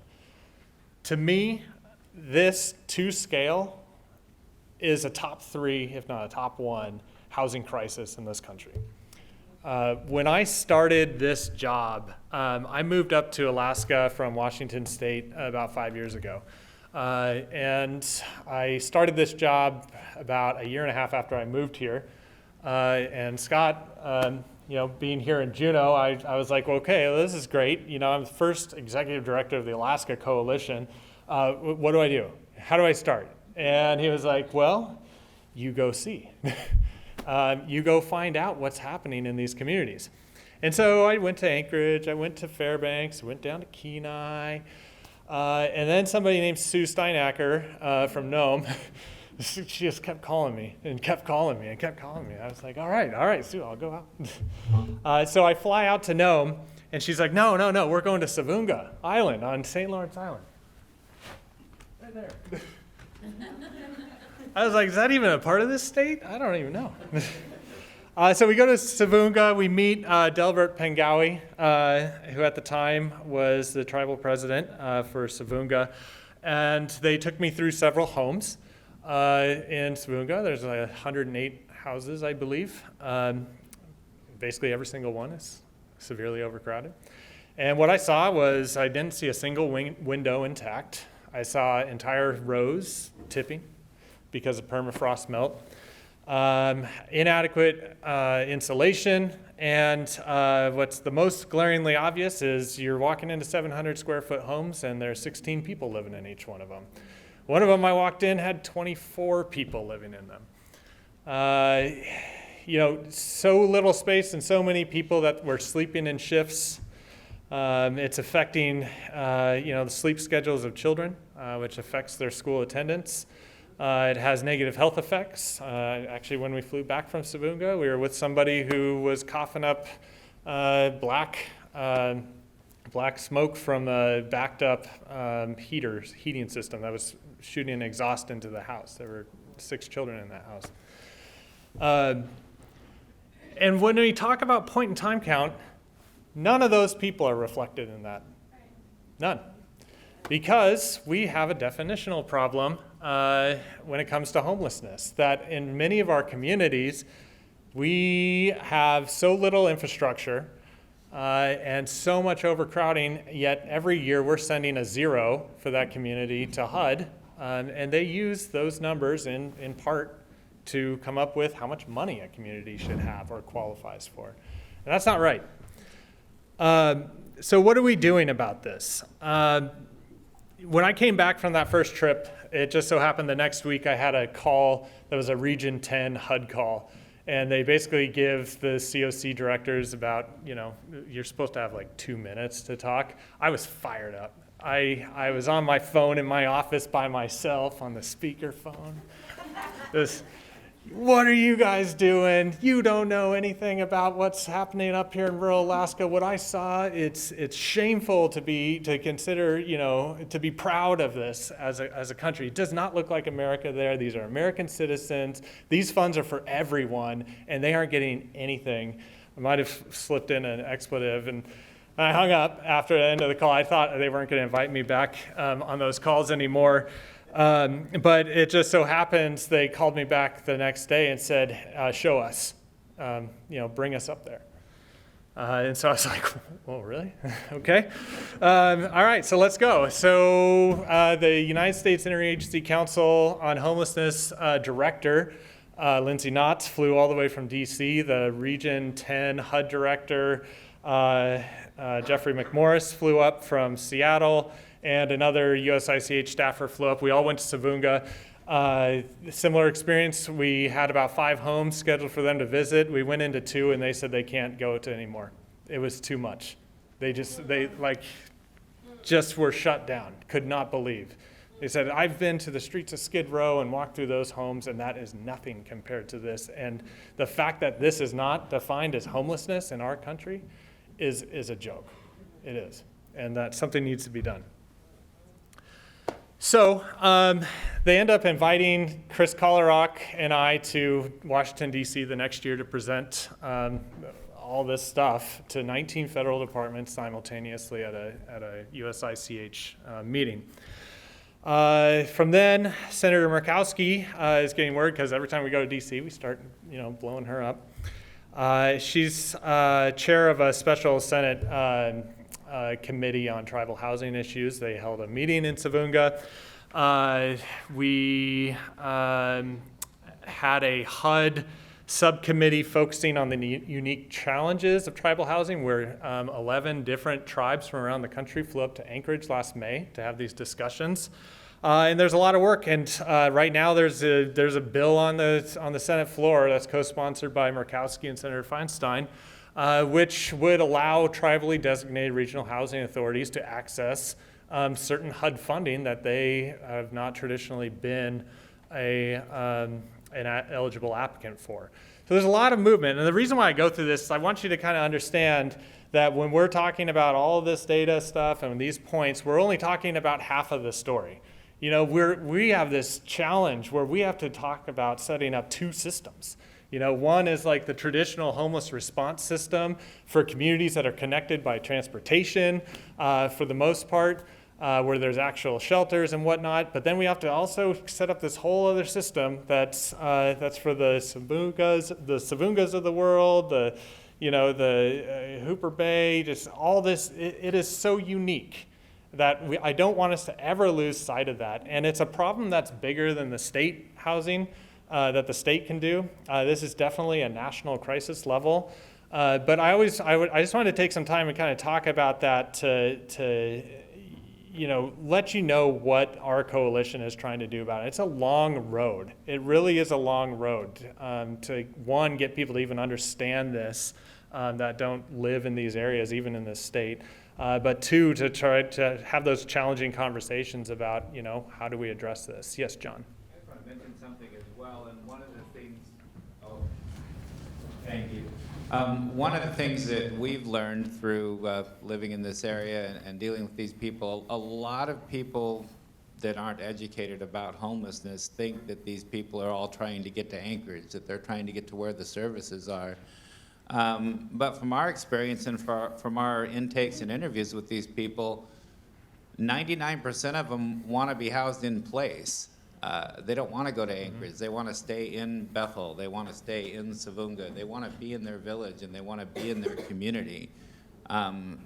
So getting the people to where the services are is not going to solve the problem. We need to somehow get the services to where the people are. Absolutely. It's a challenge we have as a continuum of care, that we are tasked with the limited amount of dollars that we have to create a fair and equitable system for all. And sadly, as it is, we can provide fair and equitable policy for somebody who's maybe presenting an ADAC, where they could be eligible to receive a housing unit in Fairbanks, but we don't have a way to connect them. They don't have a support system in that community. It's a really difficult thing that we're trying to put in place. And I do agree. I hear that all the time. It's like, well, why don't they just go to Anchorage? It's like, well, why don't you just move to a random community that you don't know anybody in, Yeah. I did that in Juneau, but, but seriously, yeah. That's our whole challenge with coordinated reentry, is coordinated with what? I mean. Yeah. Anyways. One more comment, then we'll move on.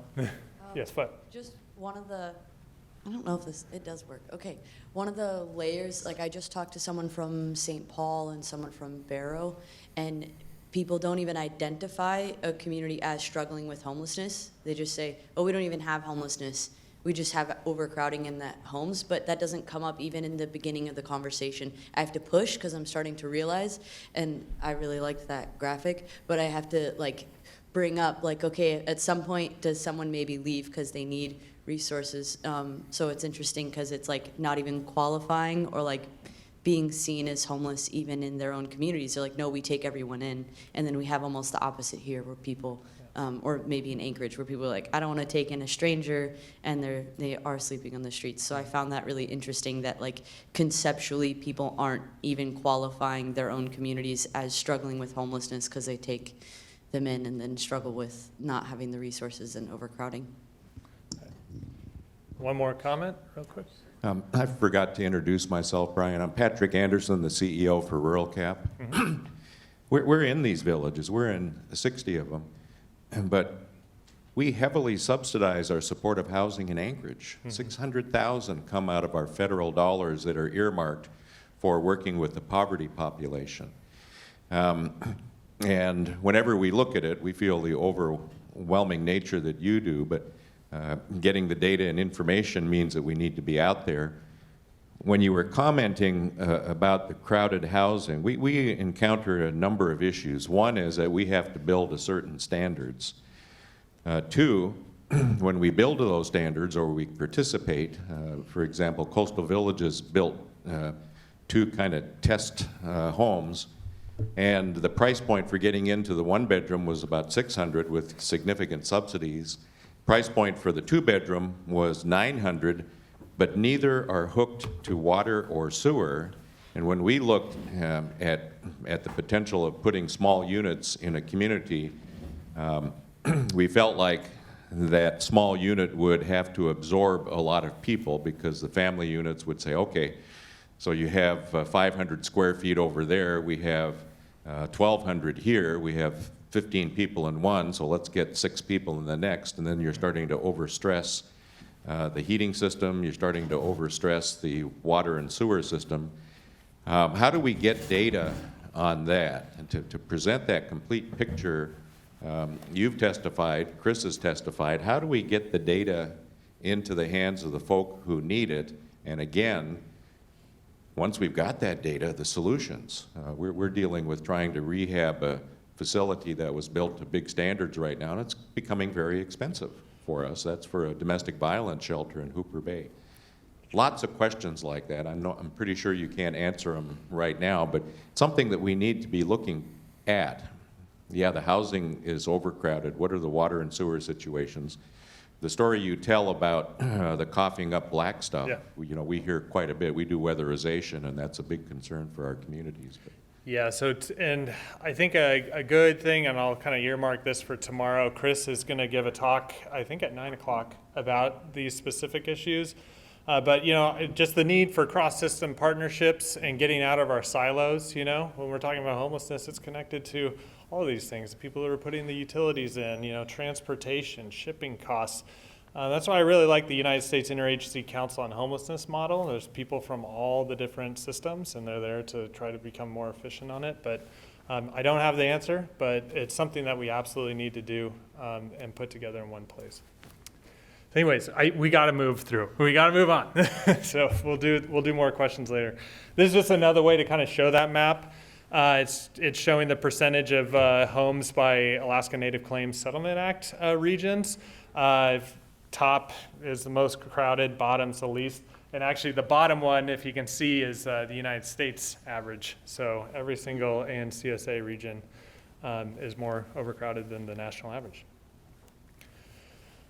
Okay, so understanding that the data we have is about, the folks that are accessing services or being counted in communities there, let's just kind of go through a quick overview of how many Alaskans are accessing services, because sometimes people see that PIC count and they're like, oh, 1,111 people are experiencing homelessness in Anchorage. Well, that's not true. That's just a snapshot. So what is our data really telling us? What is it really telling us? That you've been really busy. That in calendar year 2019, Alaskan agencies that are participating with the Homeless Management Information System database, there were 13,888 unique individuals that were in need of housing and homeless services. This isn't just individuals that were at a shelter, but it's folks entering homeless prevention, folks entering permanent supportive housing, rapid rehousing. So a lot of times you'll see when you're talking about homelessness, people are just, as Jasmine mentioned, hyper-focused on the small part of the pie that's that visible, unsheltered homelessness. And yes, that is a very important population. Their needs are very great. It is very expensive to address those needs oftentimes. But there are so many more Alaskans that are accessing our services and entering the system that people never hear about, and it's because you guys are doing really good work. Let's kind of walk through these. Of those 13,888 individuals, 3,195 self-reported that they are actively fleeing or victims of domestic violence. 4,626 self-reported that they have a disabling condition. When you have a self-reported system, oftentimes these numbers lowball the reality of it, but still that lowball number is significant. And 42% of these individuals self-identified as trust beneficiaries. 42%. These numbers, by the way, they're on your materials that you'll be leaving behind, so don't feel like you have to write them down real quick. They're all there. You can download them on our website as well. So what's working? We talk about what's not working. Let's talk about what's working. What you're doing is working. So let's talk about homeless prevention. And there's a system performance measure that HUD uses to kind of rate how continuum of care communities are performing. And if you're doing well, you're eligible for more funding down the line. And as Scott mentioned earlier this morning, both coalitions have been really successful in bringing in additional funds. We've both brought in over $1 million for Youth Homelessness Demonstration Program. We're both adding bonus funding to our continuum of care grant program. And that's great. In a large part, that is due to these system performance measurements. One of them is looking at homeless prevention. When somebody's entering your system and accessing homeless prevention or any type of service there, are they returning back into homelessness, or are you being successful in resolving their homelessness? And they look at it over different time periods, but the longest period is a 2-year period. So we wanted to look at the 2-year period number there, and looked at folks who entered the system in 2018, 2019, and wanted to see how many returned to homelessness. And in fact, we found for the 3,102 people that access homeless prevention services, 95% of them did not return to homelessness or did not enter it. 95% success rate. That is unbelievable. Who's our homeless prevention people in the room here? Somebody raise your hand. Give these people a round of applause. That is 95%. That's one of the highest numbers I've seen nationally for that. And that is not easy because, as we know, we don't have enough of those dollars to begin with. As we know. Okay, there we go. Do we have enough homeless prevention dollars? Well, some would say no because we have a homeless population, right? If we had all the prevention resources in the world, then we could stop somebody's entering into homelessness to begin with. And we are actually seeing, communities are reporting a rise in concern about unsheltered homelessness. Well, how do you fix that? What's the cheapest intervention to do that? Well, preventing them from becoming homeless in the first place. That's a good place to start. But we do have many communities that run out of funds before they reach the end of the grant cycle. Who's one of those communities? So those HAP dollars that we're cutting, and we're talking about like, well, it was only cut by $500,000 or it was only cut by $1 million over this time.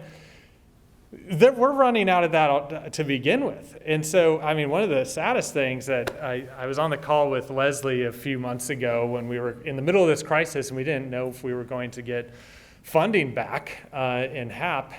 She was talking about, well, instead of handing out utility help or, helping them out with rental assistance for a short time, I'm starting to hand out tents. I mean, that's a tough pill to swallow right there. And Leslie's kind of the homeless prevention shop in town for a large geographic area. I know that's the case in Ketchikan. I know that's the case in Fairbanks and Nome. We have these small isolated communities where there's maybe one shop in town. When those dollars run out, you're done.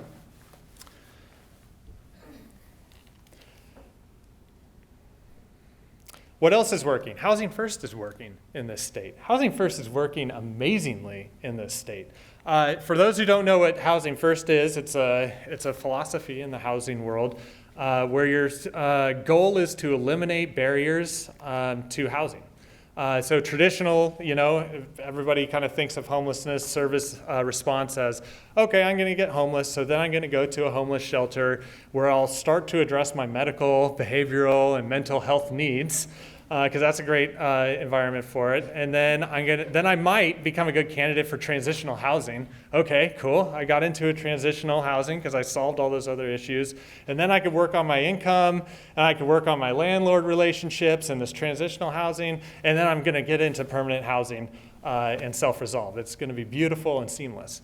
As we know as housers, that's not reality. And when somebody's homeless, the best cure for ending homelessness is getting them a home. And then get them stabilized and have them address those other issues. So instead of having these requirements of like, you can't have any mental health issues, you got to be absolutely 100% clean, you got to have a job, you got to have income, you got to have a rental history, you got to have a good credit score to get in. No, let's get rid of that. And let's put these folks that are in need into housing and surround them with the supports they need and see how that works out. And we have this happening in many different communities. It's nothing new, but it's working really, really well.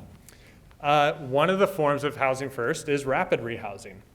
And just quick, if people don't know what rapid rehousing is, it's basically just temporary assistance for somebody that's experiencing homelessness that stabilizes a housing crisis. So often comes in the form of a rental deposit, several months of rent along with it, and maybe some utility assistance. Sometimes that amount tapers over time. Sometimes it has a hard deadline on it. Sometimes it's like, let's check back in 6 months.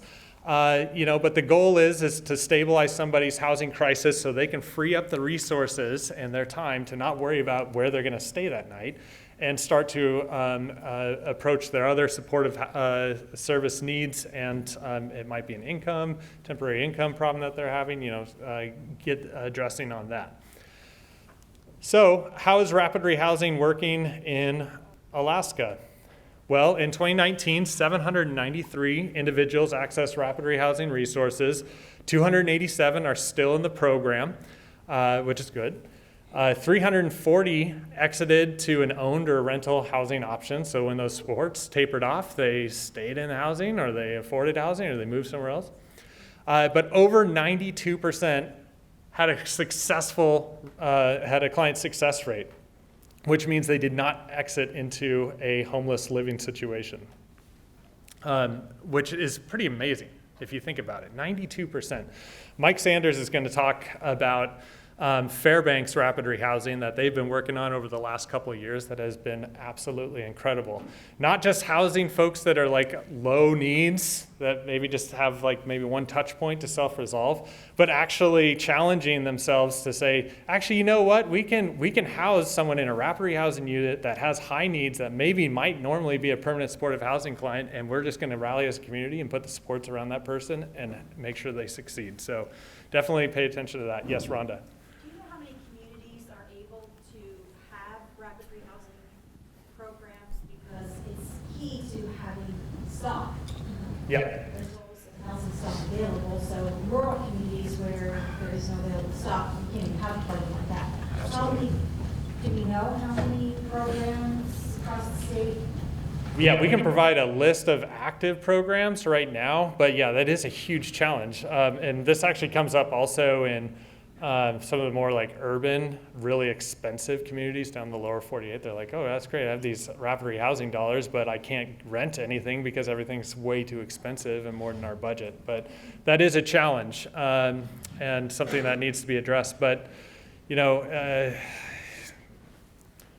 I don't have the answer for that. That's one of those other, like we're setting up two systems types of issues where you have to really daylight all the complexities of rural housing shortages in it. So yes, Emily. I hate to be that person, but the camera folks have mentioned that if you're not speaking into the mic, you're not going to be heard in the video. I'm sorry. Okay, cool. Thank you, Emily. All right, so let's keep pushing through these. Yeah, do we have enough? Oh, I could have answered that question because I had it on the next slide.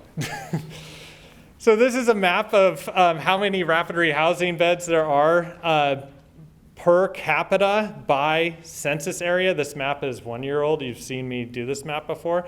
But we really only have 4 different communities that have actual called rapid rehousing units in our system. And those programs are working very successfully, but if we don't have it everywhere else, you know, do we actually have enough? Because I can guarantee you one thing, there's needs in all of those areas that don't have those resources for that type of resource. And it does get more complex as you get out more rural. Come on. Come on. Okay. Permanent supportive housing. What is permanent supportive housing? It's permanent. It's typically where tenants have leases. It's intended for folks that have very high vulnerabilities, that have typically been homeless for a long period of time and need those consistent supports oftentimes for the rest of their lives. It can take several different forms. It could be congregate living where there's several units in one place. Or there could be scattered site where there's maybe like individual permanent supportive housing units around town. There's one here in town that I think is a pretty incredible resource. It's one of the few co-located facilities with a mental health clinic in it in the country. And it's called Juneau Housing First. There's tours of this facility today and tomorrow at 2 and 4 p.m., which you can sign up for over on this table. But we do have a number of permanent supportive housing programs throughout the state that have been extremely successful. If you're in Anchorage, you'll think about Carlick Manor. If you're in Fairbanks, you're thinking about TCC Housing First. Here in Juneau Housing First. But in 2019, overall, 682 people accessed permanent supportive housing in this state. 505 are still living in PSH. That's good because those are supposed to be long-term supports. Another 120 of them exited to other permanent housing options. Only 2% of the people who access permanent supportive housing, remember, these are the highest of the high needs individuals in this state. Only 2% exited to a homeless destination. 2%. That's incredible. Yet, again, as this happens, do we have enough of it? If it's working so well, why isn't this everywhere? Well, this is all the communities that it's in here. We have Anchorage, Matsu Valley has some, Juneau, as I mentioned, Fairbanks, and Nome has a very teeny tiny permanent supportive housing program that has 3 units in it, which we're really proud of because it didn't have PSH like 3 years ago. So, but that's it. So what are the resources that typically pay for these? Special needs housing grants, continuum of care grants, which kind of go really slow in terms of creeping up. And then what are the resources that sometimes pay for the supportive services attached to these? It's those other grant programs that Scott was mentioning earlier. So it's just really important to remember that, what we have works really, really well in this state. But unfortunately, what we have that works the best, we have the least of. And that when you take that into your legislative visit, instead of saying focusing just on these, unsheltered numbers or whatnot, be like, hey, we know what works. We are the professionals in this room, and I can point to you, the data that we have that shows it's working. And if I was somebody who had to figure out how to spend my dollars, and I knew that these investments were paying off and saving me money in the long run from keeping folks out of API or in our corrections, it's probably something that I'd want to invest in. Okay. So legislative priorities. I'm going to get off the mic here and let Jasmine come up and present legislative priorities, then we're going to take a break. This information is in your packet, and unfortunately it's the most important thing we do, but I'll try to make it fast. Brian and I attempted to pull together what is our ask. Again, I think you as agency leadership, as individuals who work directly with our consumers, are going to have some more specificity in how you want to share this with the folks you're going to visit with in the next couple days. But we felt it really critical that we had some common messaging. So priority one, what you'll hear is we want to restore the HAP program to the FY19 levels. So as you heard earlier today from Scott, there is a projected $500,000 cut to HAP services in the governor's proposed budget. We would like to see that money put back in at bare minimum. You heard some great information about inflation and that effectively these funds have actually gone backwards over the last 10 years. So we would definitely like to see more, particularly because of the phenomenal outcomes we're getting using these services across the state. But there are some talking points here about the direct impacts for any reduction to HAP. And we primarily tend to focus on the fact that we are losing out on those prevention funds and also shelter and day shelter capacity for most of our communities when we cut HAP. And of course, in the last year, we took a pretty big reduction. And so you have those talking points in front of you. I'm highly confident that you will ask Brian and I if you have questions. Priority number 2, we really want to encourage our policymakers and our folks that move money to talk to us before making policy and economic decisions that impact our services. And so a part of this is really that second bullet point up here is to say there are two coalitions in the state of Alaska. We are membership organizations. We would love it if policymakers would reach out in advance of making drastic changes to state level policy or funding and allow us to convene our members to share the impacts of that. I think that government is listening, particularly after last summer, but it seems like a pretty easy and cost-effective ask to say, please involve us and harness our membership in these conversations so we can be smart and thoughtful in how we plan for these things as we approach a really difficult fiscal situation. The other piece to this is for those of you that have done this work, and most of you have for a long period of time, in 2016, the Governor Walker held a housing summit, and there were several recommendations that came out of that summit, particularly on how to involve the legislature in the work that we do. And again, we've heard that feedback that folks want to know. They understand that the public is passionate about this work for one reason or another. So we're really not only inviting them to join us in our conversations and invite us to conversations, but also to use the legislative bodies to create the committee structure to have multi-stakeholder conversations around this. Earlier, when we were looking at what Governor Dunleavy's identified as the $43 million spent on homelessness, and some of us were surprised by some of the line items in there. If we're not talking with our housing folks, with our mental health services, with DBH, corrections, et cetera, when we talk about homelessness, we're being pretty short-sighted. So priority 2 is about inviting collaborative and multi-stakeholder discussion. And then priority 3 is about the special needs housing funds, affectionately called SNUG. And we really want to, encourage folks to go back to the Alaska Strategic Supportive Housing Plan, where all of this was itemized. We know supportive housing works. We know supportive housing at large is more cost effective and better for all of us as consumers of things like medical services and government services. And then of course, OMB did us the very nice favor of releasing some numbers that Brian was mentioning earlier here at the bottom. So these are OMB numbers of how much on average supportive housing is costing in Alaskans versus how much prison costs and how much API costs, because frankly, corrections and API are the two alternatives to our incredibly traumatized individuals who are often the recipients of supportive housing. So I do want to recognize that the most important part of what we're hoping to do this week is to share our common advocacy messaging with our policymakers and elected officials, and I just flew through that, but we felt like you guys needed a break. So I'll stop for questions or comments, and then again, if you have specific questions about these items, please do talk to Brian and I on the break. I saw a hand. Hi, is it on? Yeah. I just wanted to speak to priority 1, and I think Jasmine recapped it great. But for folks in Anchorage, the HAP grant also paid for housing case managers, largely at Brother Francis Shelter. And when those vetoes went through, we had to go through the process of laying people off or beginning that. Fortunately, the municipality stepped in, but they didn't cover those case managers. It is, what month is it? February. We are only just barely getting our case managers back at Brother Francis Shelter, but the HAP funds being cut, besides cutting shelter in Anchorage, they cut those ladders out of shelter. So the possibilities, the connections, the resources to get out of the shelter were diminished greatly because of HAP being gone.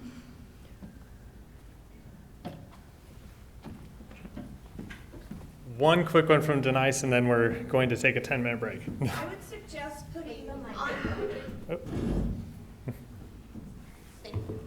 I would suggest on that last slide, maybe think about putting on their emergency room, because I have plenty of people that end up with $1,500 ambulance ride bills, and that's not even including what the cost is for the emergency room. So that's something that we really deal with in the rurals, and I would assume that you do in Anchorage as well. And again, for those of you that want to talk about that, I don't have the numbers right this second, but I can get them for you. The municipality of Anchorage did their own cost analysis and estimated that those HAP reductions to our shelters were going to drive up costs by the millions for taxpayers in Anchorage, particularly because of the hospital and police systems. And so we actually had the city for the first time invest in shelter coverage because they thought that the cuts, I'm pretty sure I heard the mayor use the word devastating, that the cuts would be devastating to our local budget for all of us for more than economic reasons. So I think that's a really important point, and we'll try to quantify that for future discussions.